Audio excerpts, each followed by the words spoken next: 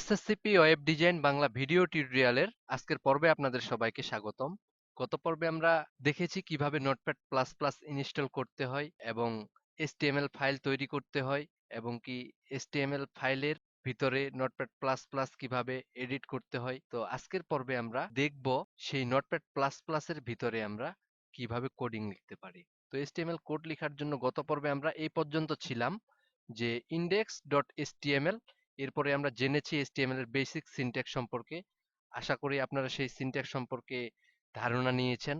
তো আমরা শুরুতেই যদি এই পেজটি লোড করি, আমাদের লোড করার জন্য অবশ্যই আমাদের কম্পিউটারে ফায়ারফক্স এবং গুগল ক্রোম এই দুটির লেটেস্ট যে ভার্সন, এই লেটেস্ট ভার্সনটি ইনস্টল করা থাকতে হবে।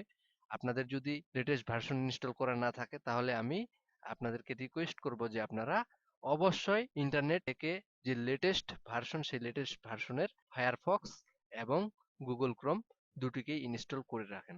তো আমরা যদি এটিকে রান অপশন থেকে যদি আমরা এই লঞ্চ ইন ক্রোমের উপরে ক্লিক করে এটিকে দেখতে যাই, পেজটি ঠিক দেখেন যে আমাদের সামনে একটি HTML এর যে ফাইল, সেই HTML এর ফাইলটি আমাদের ওয়েবসাইট হিসেবে শো হয়েছে। তো আমাদের ওয়েবসাইটটি টোটালি ফাঁকা, যার জন্য আমরা কিছু দেখতে পাচ্ছি না। তো মূলত আমাদের এই যে কোনায় দেখতে পাচ্ছি index.html, এটি আমাদের ফাইলের নাম অনুযায়ী এখানে টাইটেলটা এসেছে, কারণ আমরা আমাদের ফাইল এখনো লেখা শুরু করিনি এবং এর ভিতরে কোনো টাইটেল ব্যবহার করিনি। তো index.html মূলত ডিফল্ট ভাবে আমরা যে HTML ফাইল তৈরি করেছিলাম, সেই HTML ফাইলের এই রিনেমটি আমাদের সামনে শো হয়েছে। তো আপনাদেরকে আরেকটি বিষয় না বললেই নয়, সেটি হচ্ছে যে আমাদের যে গুগল ক্রোমের অ্যাড্রেস বার, সেখানে অবশ্যই লোকেশন পাথ রয়েছে। এই লোকেশন পাথ সম্পর্কে আপনাকে বুঝতে হবে। আপনি এই লোকেশন পাথ সম্পর্কে বুঝতে গেলে দেখুন, প্রথমে আমাদের সি ড্রাইভ, সি ড্রাইভের ভিতরে ইউজার আছে আমাদের, সেই ইউজার্স ভিতরেই মূলত সাইমুম নামক যে ফোল্ডার আছে, সেই সাইমুম নামক ফোল্ডারের ভিতরে ডেস্কটপ, ডেস্কটপের পরে আমরা যে প্রজেক্ট নামক ফোল্ডারটি তৈরি করেছিলাম, সেই প্রজেক্টের ভিতরেই মূলত index.html। তো সি ড্রাইভের ভিতরে ইউজার, ইউজারের ভিতরে আমাদের ইউজারের নেম, তারপরে ডেস্কটপ, তারপরে প্রজেক্ট, তারপরে প্রজেক্টের ভিতরেই মূলত index.html। এই যে লোকেশনটি, এটি আপনাকে ঠিক ভালোভাবে বুঝতে হবে, কারণ এই লোকেশন পাথের কাজ আছে, আমরা ভবিষ্যতে সেটি দেখব। তার আগে এখানকার যে বেসিক্যালি বিষয়টা টোটালি এটুকু আপনাকে বুঝতে হবে। তো আমরা নোটপ্যাড প্লাস প্লাসে এডিট করা শুরু করি। নোটপ্যাড প্লাস প্লাসে এডিট করার জন্য আমরা প্রথমে HTML এর যে 5 ভার্সন আছে, সেই ভার্সনটিকে আমরা ডিক্লেয়ার করব। ডিক্লেয়ার করার জন্য আমাদেরকে লিখতে হবে ডক টাইপ HTML।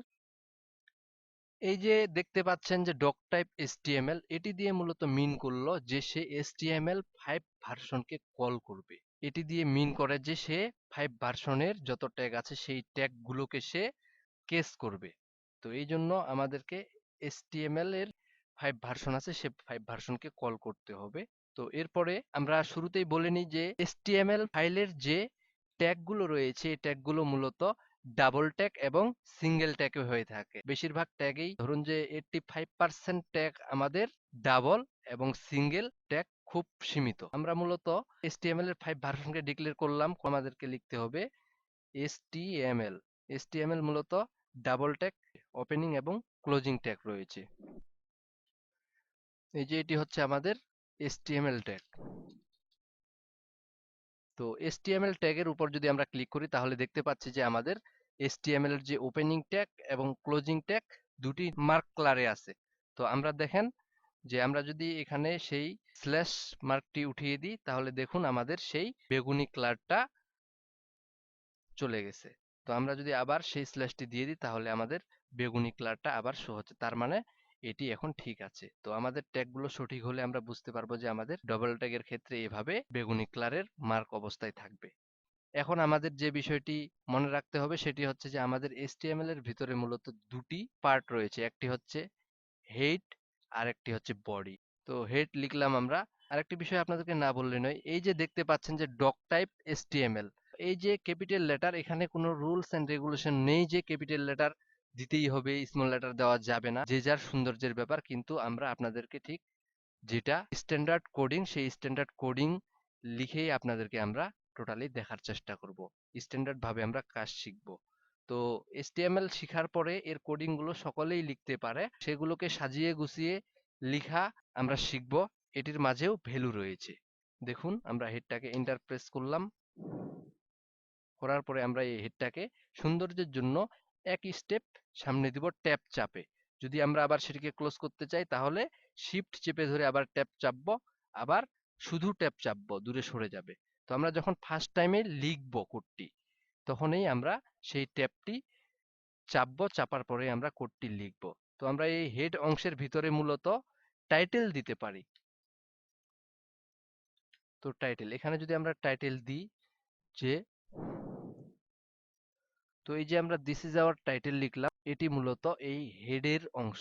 হেডে আমরা মূলত টাইটেল এবং কি সিএসএস এর যে স্টাইল শিট আছে সেই স্টাইল শিটটাকে আমরা এখানে কল করতে পারবো এবং এর মেটা জাতীয় তথ্য আমরা এখানে শো করতে পারবো। মূলত হেডের কাজ মেটা জাতীয় তথ্য এবং টাইটেল এবং স্টাইল শিটগুলোকে লিঙ্ক আপ করানো হেডের কাজ, যা এইচটিএমএল ব্রাউজারের সাথে সম্পৃক্ততা। তো একটি বিষয়, আমরা তো টাইটেল দিয়েই ফেললাম, এখন যদি আমরা টাইটেলটি দেখতে যাই, আমাদের এই বাটনটা যদি রিলোড করি, তাহলে আমরা নিশ্চয়ই আমাদের যতটুকু লিখেছি ততটুকুর ফল দেখতে পাবো। আমরা ক্লিক করছি, ক্লিক করলাম, কিন্তু কই কোনো কিছুই পরিবর্তন হলো না। তো পরিবর্তন না হওয়ার কারণ আছে। আমরা যদি নোটপ্যাড প্লাস প্লাসে যাই, আপনাদেরকে অবশ্যই আপনারা যতটুকু লিখবেন ততটুকু আপনাকে সেভ করতে হবে। আপনি যদি সেভ না করেন তাহলে কখনোই সেটি ব্রাউজারে প্রদর্শন করবে না। কারণ নোটপ্যাড প্লাস প্লাসে আপনি যা লিখবেন ইন্ডেক্স ডট এর ভিতরে, সেটিকে যদি আপনি সেভ না করে দেন তাহলে সেটি ব্রাউজারকে শো করতে পারতেছে না। কারণ আপনি যে তথ্যটা লিখেছেন সেটাকে ব্রাউজারকে শো করার জন্য অনুমতি প্রদান করতেছেন কিনা, সেই জন্য সেভ করা অত্যন্ত জরুরি। সেভ করার জন্য মূলত আমরা নোটপ্যাড প্লাস প্লাস এর এই যে অংশটি আছে, এখানে যে আইকনটি আছে, এই জায়গায় যদি আমরা সেভে ক্লিক করি তাহলে আমাদের এটি সেভ হয়ে যাবে, অথবা কিবোর্ড থেকে কন্ট্রোল এস চাপলেই সেভ হয়ে যাবে। তো মূলত আমরা সেভ করার আগে আরেকটি বিষয় বুঝবো যে আমাদের এটি সেভ হলো কি না। আমরা যদি কিবোর্ড থেকে কন্ট্রোল এস চাপি তাহলে এটি আমাদের বেগুনি কালারের হয়ে যাবে বা নীল কালারের হয়ে যাবে, আর সেভ না হওয়া থাকলে এটি লাল কালারে হয়ে থাকবে।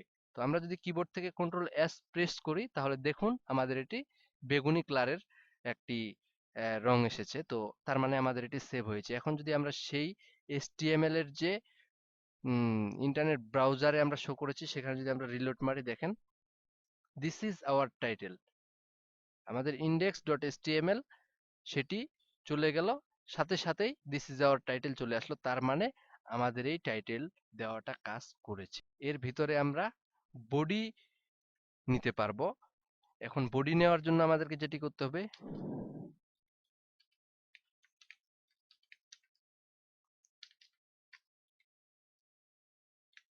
বডি নিয়ে নিলাম। বডিও মূলত ডাবল ট্যাগ, তো এটির ওপেনিং এবং ক্লোজিং ট্যাগ আছে। তো এই বডির ভিতরে আমরা যা লিখবো তাই আমাদের শো হবে।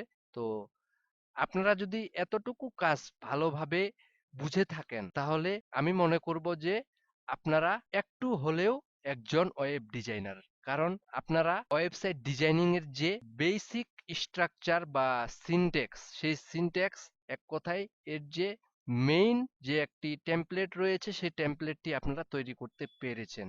এর যে ভিত্তি সেটি আপনারা স্থাপন করতে পেরেছেন, এবং কি এর ভিতরে আপনারা এইচটিএমএল এর যে বিভিন্ন কোড রয়েছে সেই কোডগুলো প্র্যাকটিস করা শিখবেন আগামী পর্বগুলোতে। তো অবশ্যই আপনারা প্র্যাকটিস করবেন।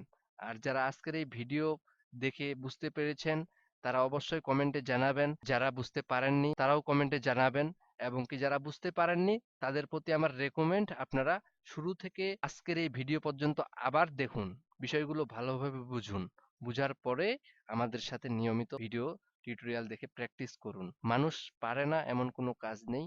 আপনারা এই কোডটিকে কখনোই জটিল মনে করবেন না। এটি খুবই একটি সিম্পল কোড। এটি এর মতো সহজ কোড হয় না। আপনারা মজার সহিত সবকিছুই শিখতে পারবেন। তো আশা করি আপনারা নিয়মিত প্র্যাকটিস করবেন, এবং শুরু থেকে শেষ পর্যন্ত আপনারা যদি আমাদের এই ভিডিওর সাথে থাকেন, আমরা আপনাকে গ্যারান্টি দিচ্ছি যে আপনি একজন ওয়েব ডিজাইনার হতে পারবেন, এবং এইচটিএমএল কোডিং লিখে এবং সিএসএস এর মাধ্যমে আপনি সেই কোডিংকে স্টাইল দিয়ে ওয়েবসাইট তৈরি করতে পারবেন 100% শিওর। আজকের পর্ব এ পর্যন্তই। আগামী পর্বের আমন্ত্রণ জানিয়ে এখানেই বিদায় নিচ্ছি। খোদা হাফেজ।